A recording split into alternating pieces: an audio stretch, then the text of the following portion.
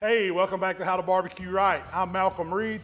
Y'all ready for some live fire cooking today? I've got a couple racks of St. Louis cut ribs. That's some extra meaty, got that nice fat marbling in them. My favorite personal rib to eat. Well, today, instead of smoking these ribs, I'm gonna crank up a Primo grill, some good hot coals, and we're gonna char grill these ribs the entire cook. It's gonna be a different take on a rib. They're gonna get crunchy on the outside. We're gonna have that nice char. I'm gonna keep the seasoning simple. I'm not trying to burn them up with a lot of sugar. Got a feeling it's gonna be some good eating, y'all. Let's get to cooking. Whenever I take them out of the pack, I just like to clean these ribs up a little. Just grab some paper towel, just blot off the excess moisture. What I like to do, kind of pull this flat meat back a little bit. I can knock some of that off because it's kind of thick. What that is actually that part of that diaphragm of the pig. We don't want to eat it. I'm just doing it right even with the bone. Just taking a knife, kind of cutting that flap off. Anything that's just kind of hanging, because that's just gonna burn up anyway. Looks like all this little excess skin here. Just go ahead and grab it. But that looks pretty good. Now we can jerk the membrane off. And to do that, just grab you a little piece of paper towel and then find these long bones here and just kind of use the paper towel to pinch it.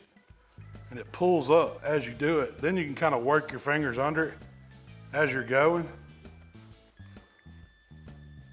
Use a thumb, keep going across, and you can just jerk it off. If you miss a little bit of it, that's all right. Just go back in with that paper towel and grab it. Membrane's off that one pretty good. There's a little bit at the top. That's okay, that helps it stay together when you cut them. You can get real picky and pick it off if you want to, but I'm not too worried about it. Flip them over, show what they look like. That's fat down here. I'm gonna leave it on there today. We're gonna render it over the fire. I'm just gonna make me some score marks in it though. You know, in the comps, we trim all that off. But we ain't comping today, we eating. See how it opens that fat up? It'll let some heat get in there. It'll let that get little bits get charred up, render down. Has pretty good flavor to it when it's done right. I've got these 2 racks of ribs ready for the seasoning now. Now, spare ribs, they're meaty. They've got that good fat marbling.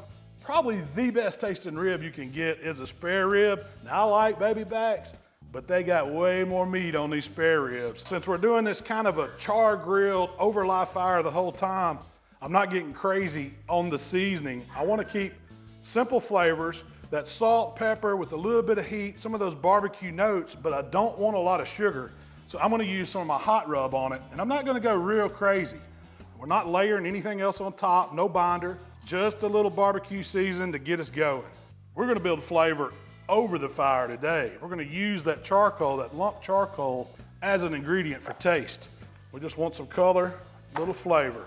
Some salt, some pepper, and some heat. When I'm doing an eating rib, this is how I want to eat them, y'all. That looks good. That's all I want to put on them right here. Just let them sit here. Let it start pulling some moisture out of them. Got to go fire up the pit now. What I'm using today is my Primo XXL grill. And I'm going to set it up for a 2-zone fire. I want that hot direct side where I can cook these ribs over those coals, burning and turning them, but I also want to leave myself a safe zone where I can move them. If that fire gets out of hand, I can just slide the ribs over.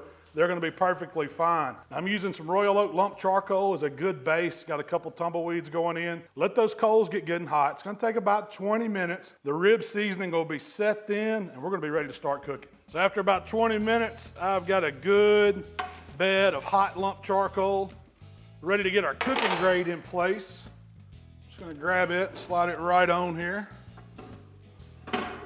Get my lid closed. So now to keep the temps down on the grill, I'm gonna open them about 1 inch on the top and on the bottom. I'm not trying to sear steaks here. We're not looking for 700 degrees.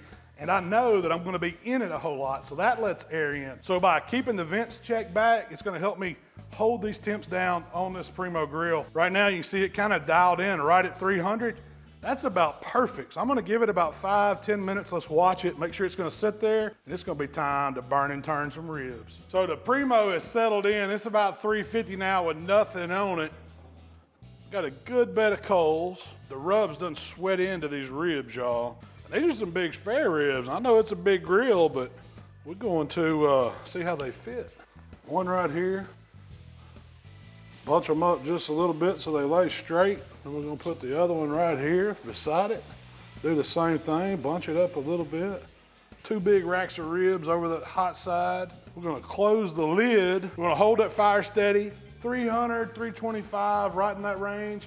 not up to steak grilling temps and not down low and slow cooking. We're kind of in that middle range heat. About 10 minutes, we might flip them over, get them cooking even. That's all I'm gonna do. We're gonna see how they turn out.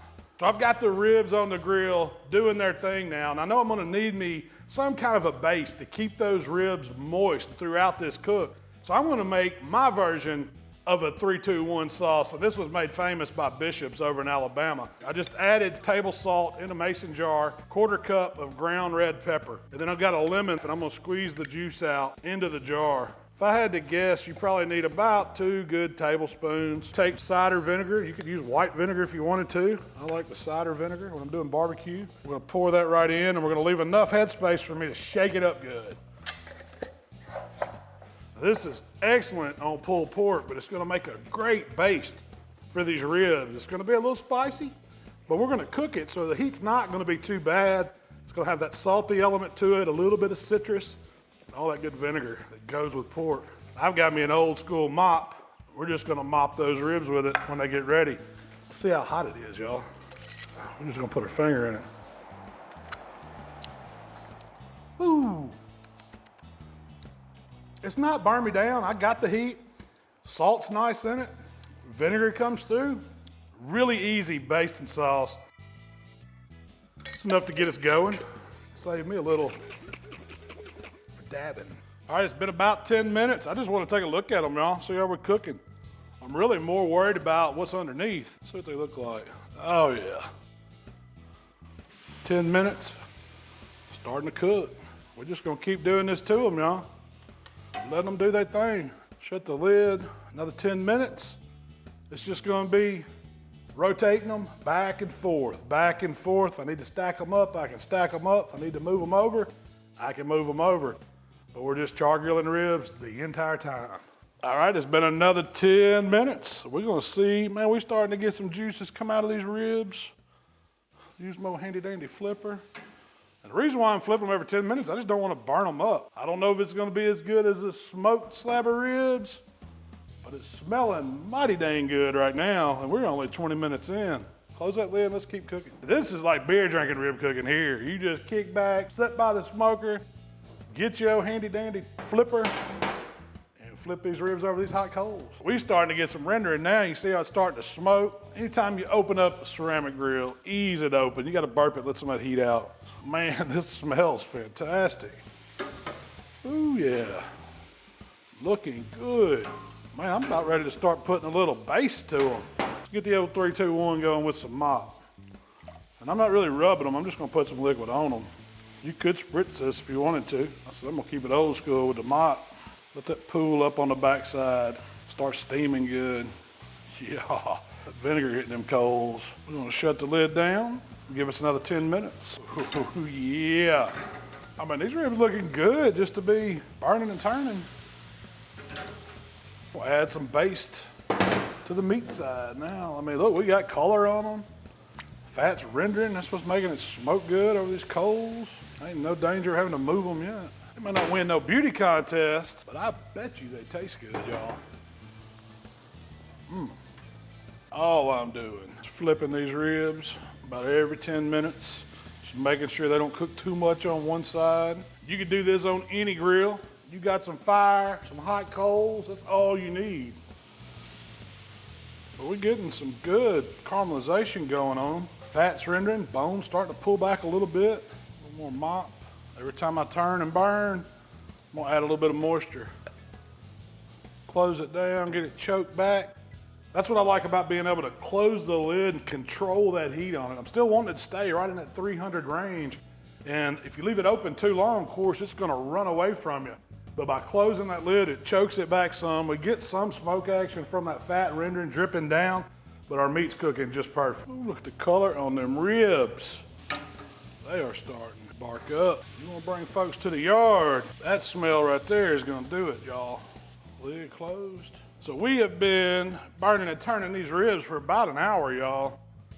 I wanna know what they're starting to do internal. They're getting a little tender. I can feel it when I pick them up. Let's bend them over here. Look at that color. While I got my ribs flipped over, I can see them bones. Let's just get in here and check. Right in between the bone. We're about, man, I'm seeing Let that cool out. That can't be right. That's pretty hot if it is. It's saying they're 198, 195 degrees. So we are way further than I thought we would be on here. Feel pretty soft after about an hour. I mean, I ain't mad at them. If so, that is super fast. Let's do 10 more minutes. Baste this side. Get that 3, 2, 1 facial right there. You don't need to go to no spa. You're gonna grill some ribs like this. That's good for your skin and your guts. Close this lid. Give them 10 more minutes. Ooh, that feels good. Look at those ribs, y'all. Beautiful color on the outside, pull back, bark action. I have got all the color I need on these ribs, and I think they're about done. We've been a little over an hour, maybe an hour 20 by the time we took all our pictures and everything. Used up all my 3, 2, 1. Let's scoot them over where they're not just on the direct heat anymore. Come on, ribs. When that little pigtail flipper starts going in there easy, that's a telltale sign we got some edible ribs. I may let them just hang out a few more minutes. Let this thing calm down a little bit. 195, look at that. 190, ooh, that's hot. 200 when I get deep.